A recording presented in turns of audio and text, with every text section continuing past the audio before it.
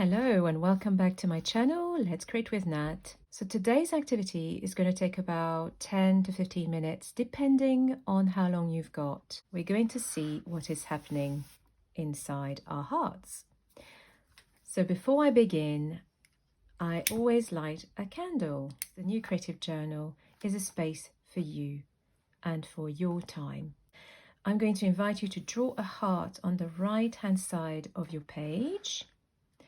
And then you're going to select some photos or pictures out of a magazine that represent what you are feeling. And if you're struggling with feelings, you can go online and have a look, and you generally can find lists of emotions and feelings to help you. So set yourself time, say about 5 minutes on your clock, and then pick any pictures you feel drawn to without overthinking it. So here is an example of pictures that I found in a magazine, and I'm going to place them in my heart.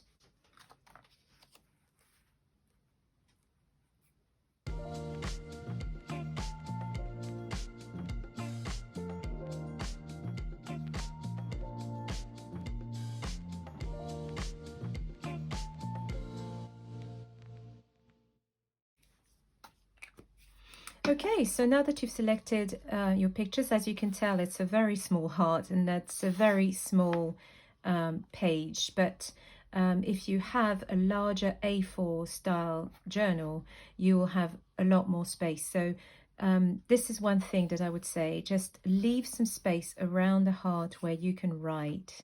You can select pictures of a magazine. You can even stamp. So for example, I have an idea. Oh, so not perfect. As you can tell, it's not perfect. So I'm going to stamp it again. There we are. Okay, so we don't want to be perfect in the New Creative Journal. That's the whole idea. I can also stamp a sun and a cloud. That means that I have some good feelings as well as some not so good feelings. You can colour in your stamps. So a bit of a grey cloud. So I'm just going to colour in my lamp. I actually use some felt pen. What we're going to do now is we're going to look at our pictures, and we're going to write what words coming out of my comfort zone. Here I could write tired.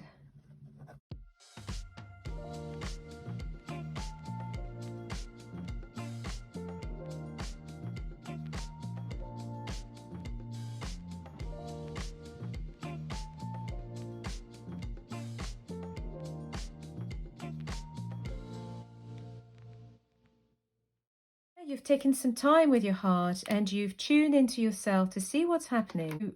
There is a number of ways you can express it, either by finding pictures, by stamping, writing, even finding words in a magazine that express how you feel, and you can make sense of what they mean. So for example, if I have the word I see, is I see you, I see what's happening in my heart. I tend to keep words in a Tupperware, for example, like these, all ready for my journaling. So now what you're going to do next is to write around your heart, and you're going to start the sentence with, when I look at my heart, I notice. So when I look at my heart,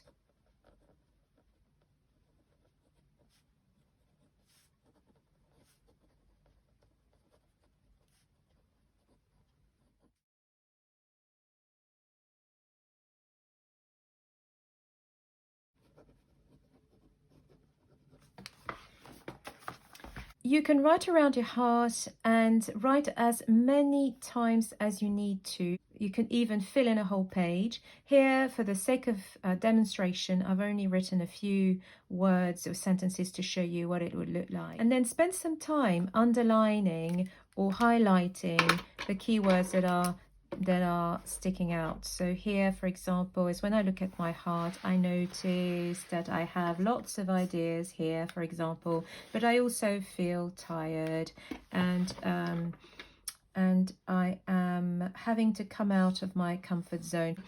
It really helps you become aware of what is happening within. There are many things you can do with this afterwards. It's really entirely up to you. The next thing would be to look into my little box of words to see if there is a word that can support me with those feelings.